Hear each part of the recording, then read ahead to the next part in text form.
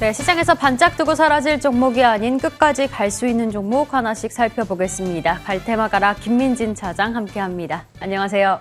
안녕하세요. 예, 오늘 시장 속에서 주목받고 있는 종목들 하나씩 열어보겠습니다. 첫 번째 테마 오픈해 볼게요.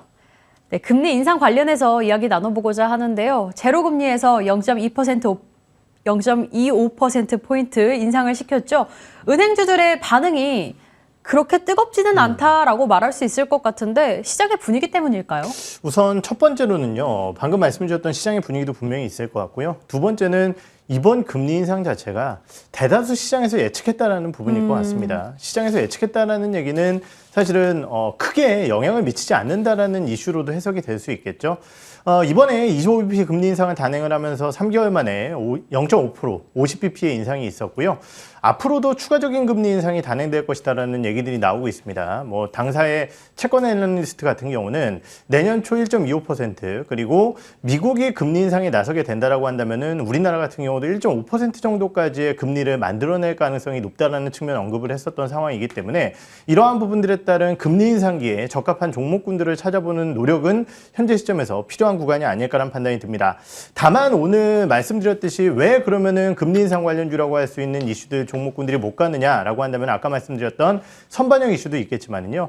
두 번째는 금리 인상 단행의 이유를 좀 살펴봐야 될 것 같은데요. 첫 번째는 당연히 인플레이션에 대한 우려 때문입니다. 지난 6개월간 2%대의 물가 상승 그리고 10월달 같은 경우는 3%가 넘는 물가 상승률이 나오면서 거의 10여 년 만에 처음으로 또 3% 넘는 물가 상승률을 경험을 했다라는 거죠. 이러한 부담과 함께 추가적으로 한국은행이 금리 인상한 가장 큰 이유는 금융 불균형 이슈 때문입니다. 금융 불균형이라는 것은 결국은 이제 대출 받아서 집 사고 그 자산 가격이 올라서 전반적으로 금융 불균형이 심화됐다는 인식들 그리고 최근 나타나고 있는 가계 신용에 대한 증가를 경계한다는 측면에서의 금리 인상이었기 때문에 앞으로의 대출 환경이 어떨 것이냐라는 우려감들 이러한 부분들이 현재 시점에서 은행주들에 대한 약간의 아쉬움으로 남는 게 아닌가라는 판단을 드릴 수 있을 것 같습니다. 네, 이미 금리 인상할 것이다라는 것에 대한 선반영뿐만 아니라 이 금리 인상에 대한 배경이 조금 시장에는 악의로 작용을 하는 것이 아닐까, 악재로 작용하는 것 같다라고 평가를 해주신 것 같습니다. 그래도 금융주 하면은 또 배당, 연말 배당에 대한 기대도 좀 가져가고 있잖아요. 그런 의미로 매수하시는 분들도 많이 계실 텐데 뭐 이것저것 통틀어 봤을 때 저희가 지금 자리에서 조금 지켜볼 만한 종목들은 어떤 거라고 보세요? 네, 사실 뭐 배당을 받으면 배당락이 있기 때문에 전반적으로 뭐 그 이슈보다 그 전에 이제 매수 수요로 유입되는 이슈에 따른 주가에 대한 상승을 좀 노릴 수 있지 않을까라는 판단이 드는데요. 그러한 측면에서 오늘 말씀드릴 기업은 그래도 은행주의 대표 주자라고 할 수 있는 우리금융지주를 한번 좀 말씀을 드려보도록 하겠습니다. 리딩뱅크로서의 KB금융 언급은 많이 드렸지만 항상 KB금융 말씀드릴 때마다 주가는 우리금융지주가 더 좋은 흐름을 보이고 있다라고 언급을 드렸었던 것 같은데요. 그 이유는 결국은 실적에 대한 흐름이 굉장히 좋기 때문일 것 같습니다. 다른 4대 은행주들이야 작년도에도 워낙 좋은 실적 흐름을 기록했지만은 우리금융지주 같은 경우는 이제 이익 체력이 상당히 높아지는 구간이기 때문에 이러한 부분들에 따른 실적 안정성이 조금 더 크다라고 볼 수 있을 것 같고요. 이번 3분기 이익에서도 살펴봤지만은 이자 이익과 비이자 이익 모두 좋아지는 경상이익의 체력을 좀 확인할 수 있는 구간이었습니다. 거기에 더해서 비용에 대한 통제라든지 대손 비율 같은 경우도 상당히 안정적으로 움직이고 있는 상황이기 때문에 여러 가지 은행들의 지표 권역 내에서는 상당히 긍정적이다라고 표현을 해볼 수 있을 것 같고요. 방금 배당 얘기해 주셨지만은 중간 배당 150원 정도 그리고 배당 성향이 26%가 회복됐을 시에 가정되는 올해 DPS가 1,000원입니다. 연말 배당 기준으로 850원 정도 되고 현재가 기준으로 봤을 때 대략적으로 6.25% 정도의 시가 배당률을 기대할 수 있다는 측면에서 봤을 때 굉장히 고배당까지 기대할 수 있는 대표 주자라는 측면에서 우리금융지주에 대한 말씀을 드리겠고요. 주가 차트 흐름 보시면은요. 다른 은행주들이 조금 꺾였음에도 불구하고 최근 동사의 주가는 상당히 안정적인 흐름을 보이면서 박스권 상단 돌파 가능성을 높이고 있는 상황입니다. 목표 주가를 16,000원 선까지 제시를 해드려보도록 하고요. 손절가는 12,500원 선 말씀을 드리겠습니다. 네, 얼마 전에 민영화에 성공을 한 우리 금융지주 중에서 오늘의 원픽 종목으로 뽑아주셨습니다. 목표가는 16,000원 잡아주셨고요. 손절 라인 12,500원 함께 체크 도와드릴게요. 이렇게 첫 번째 테마 살펴봤고요. 바로 이어서 두 번째 테마 열어볼까요? 김민진 차장의 갈테마 오픈해 보겠습니다. 자동차도 다이어트 시대라고 이야기를 써주셨네요. 차량 경량화 수혜주는 무엇일까라고 알려주셨는데 차량 경량화에 대한 중요성이 조금 커져가는 것 같은데 그렇죠. 정확하게 어떤 의미인지 좀 모르겠어요. 예, 사실 이제 사람도 건강검진 받으러 가면은 예. 살 빼세요 얘기 많이 예, 듣죠. 예.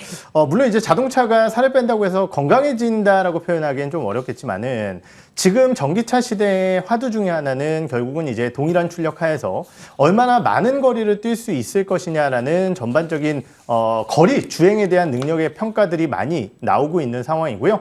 이러한 부분들을 위해서 자동차 같은 경우는 주행 능력을 상승시키기 위한 여러 가지 노력들, 배터리에 대한 이슈뿐만이 아니라 차량에 대한 무게를 줄이는 노력들이 이어지고 있다는 점을 볼 수 있을 것 같습니다. 그러면 무게를 줄이기 위해서 어떠한 움직임들이 나타나고 있느냐를 말씀을 드리면은 결국은 여러 가지 철로 이루어진 부품들을 플라스틱, 엔지니어링 플라스틱 제품군들로 교체를 하면서 무게를 떨어뜨리고 있다는 부분일 것 같고요. 이러한 부분들과 함께 실제적으로 이 엔지니어링 플라스틱 시장 쪽 같은 경우는 상당히 많은 그룹들이 투자를 지금 나서고 있습니다. 글로벌 대표 화학 기업인 바스프에 대한 투자뿐만이 아니라 금호석유화학 같은 경우도 전기차용 EP 소재에 대한 상용화 추진 등 여러 가지 움직임을 가져가고 있기 때문에 엔지니어링 플라스틱 업체들에 대한 관심도는 높아질 수밖에 없는 구간이 아닐까라는 판단을 드릴 수 있을 것 같습니다. 네, 친환경차의 이 주행거리는 자동차 그 브랜드의 경쟁력 중 하나이기도 하기 때문에 이제 무게를 줄이는데 경량화시키는데 조금 주목을 하고 있는 것 같습니다.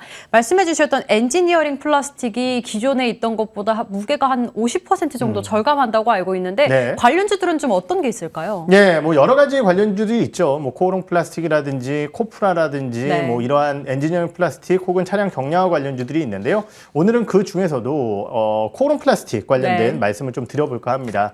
동사 같은 경우는 이제 대표적인 엔지니어링 플라스틱 관련 업체로 동사의 주요 제품은 POM 그리고 PA 컴파운드 제품 쪽에서 PA나 PBT 이러한 제품군들로 나눌 수 있을 것 같은데요. 동사의 주요 제품군들을 살펴보게 되면은 내마모, 내마열성 이런 것들을 좀 가져가고 있는 상황이고요. 이러한 부분들과 함께 다양한 제품군들에 대한 수직 계열화라든지 이런 것들을 가져가고 있는 상황입니다. 실제적으로 동사의 매출 중에서 전방 산업 기준으로 봤을 때 자동차용 노출도가 60%가 넘을 정도로 이미 여러 가지 이제 자동차용 부품 쪽, 차체 이런 쪽에 움직임을 가져가고 있는 대표 주자라고 말씀을 드릴 수 있겠는데요. 실제적으로 지금보다 더욱더 고부가가치형 제품으로의 확대 전략을 좀 꾀하고 있는 상황입니다. 지금 전기차 및 수소차량 소재 공급에 대한 확대 이슈라든지 아니면은 수소차에 대한 수소 탱크 쪽에 들어갈 수 있는 여러 가지 제품군들에 대한 시도라든지 이러한 부분들을 하고 있다는 점. 결국은 우리가 얘기하는 친환경차, 전기차와 수소차 같은 경우는 미래에 성장할 수밖에 없는 대표적인 섹터라는 측면에서 이런 쪽에 납품을 많이 할 수 있는 코오롱 플라스틱에 대한 관심도는 높아질 수밖에 없는 구간이다라고 평가를 드릴 수 있을 것 같습니다. 최근 주가의 흐름을 살펴보게 되면은요. 다만 이제 단기적으로 좀 주가 급등이 한번 연출이 됐었던 상황이었습니다. 해당 시점에서 주요 실적 이슈라든지 아니면은 전기차 관련 기업들의 강세, 일부 기업의 실적 호조 이러한 부분들에 따라 관련주들이 모두 다 좋은 주가 흐름을 만들어냈었는데요. 고점을 찍고 최근에 주가 조정이 한 30% 이상 나와 있는 상황입니다. 가격적인 부담감은 상당히 적다라는 측면에서 현 시점에서 관심을 가져야 될 것 같다는 판단이 들고요. 목표가 자체는 17,000원 선까지, 손절가는 12,500원 선을 제시를 해드려보도록 하겠습니다. 네, 실제로 코오롱그룹주가 수소 사업에도 굉장히 힘을 쓰고 있죠. 엔지니어링 플라스틱 오늘의 종목으로는 코오롱 플라스틱 잡아주셨고요.